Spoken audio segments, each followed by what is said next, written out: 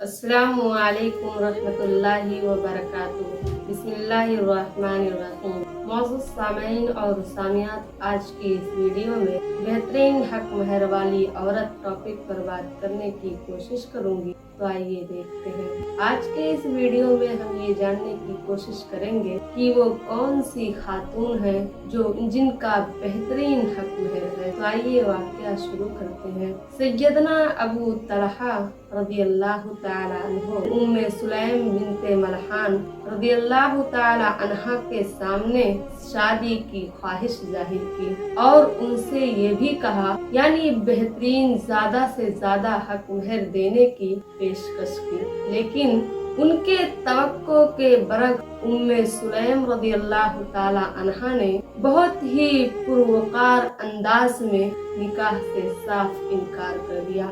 क्यों?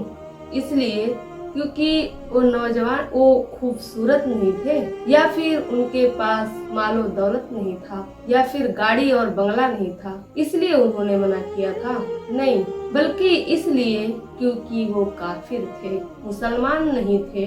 उम्मे सुलैम रज़ियल्लाहु ताला अन्हा ने उनसे कहा कि ए अबू तलहा, तुम ऐसे बुत की इबादत करते हो जो फला खानदान के गुलाम उनको अपने हाथों से तराशते हैं, और अगर उन पर आग दहकाया जाए तो वो जलकर राख जाएंगे। ऐसे बुतों की तुम इबादतें हो।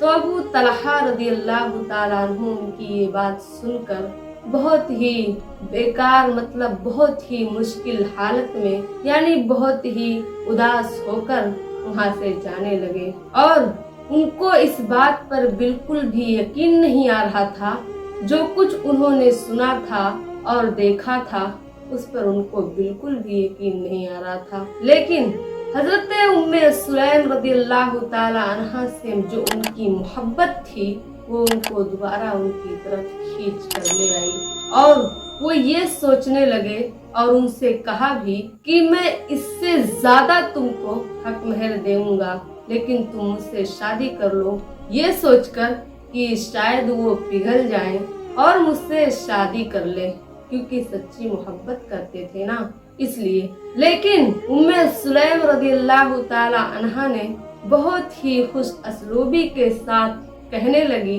कि ये अबू तलहा सुन लो, मैं तुमसे शादी नहीं कर सकती। तुम जैसे आदमी को कोई भी रद्द नहीं कर सकता है, लेकिन मैं इसलिए रद्द कर रही हूँ क्योंकि तुम मुसलमान नहीं बल्कि काफिर हो, और मेरा तुम्हारे साथ शादी करना ये सही नहीं और दुरुस्त नहीं है।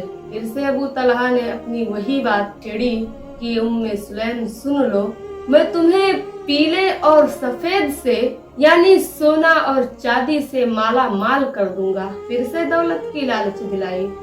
एक बार, दो बार, तीन बार दौलत की लालच दिलाई उन्होंने, और हक महर ज्यादा से ज्यादा देने के लिए कहा। लेकिन फिर से वो मुस्कुराई और कहने लगी, ऐ अबू तलहा सुन लो, मुझे सोने और चांदी की जरूरत नहीं है, मुझे नहीं चाहिए, बस मैं इतना चाहती हूँ कि तुम मुसलमान हो जाओ तो मैं आपसे शादी कर लूँ, बस यही चाहती हूँ।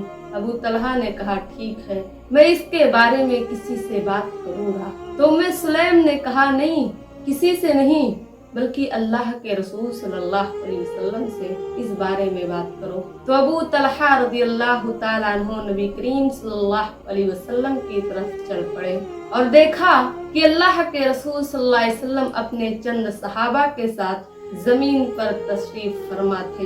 अल्लाह के रसूल सल्लल्लाहु अलैहि वसल्लम ने जब अबू तलहा को आते हुए देखा तो सहाबे इकराम से कहा कि ऐ मेरे सहाबा, अबू तलहा तुम्हारी तरफ ही आ रहे हैं और उनके आंखों में इस्लाम की रोशनी है, यानी वो इस्लाम लाने वाले हैं, ऐसा ही लग रहा है। और अबू तलहा अल्लाह के रसूल सल्लल्लाहु अलैहि वसल्लम के पास आए और वही सारी बातें अल्लाह के रसूल सल्लल्लाहु अलैहि वसल्लम से की जो उम्मे सुलैम रज़ियल्लाहु ताला अन्हा ने उनसे कहा था। उसके बाद अबू तलहा ईमान ले आए, और फिर उसके बाद ईमान लाने की बुनियाद पर उम्मे सुलैम रज़ियल्लाहु ताला अन्हा ने उनसे शादी कर ली, उनसे निकाह कर लिया, और हक महर, यानी वो जो मुसलमान हुए थे उनका मुसलमान होना ही उनके लिए हक महर था। तो उन्होंने सोना और चांदी और रुपया पैसे पर सिर्फ किसको तरजीह दी? सिर्फ मुसलमान होने को।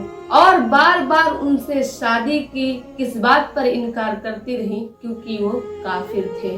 और जब मुसलमान हो गए तो उन्होंने फौरन उनसे निकाह कर लिया और बल्कि उसी को हक महर भी बना दिया।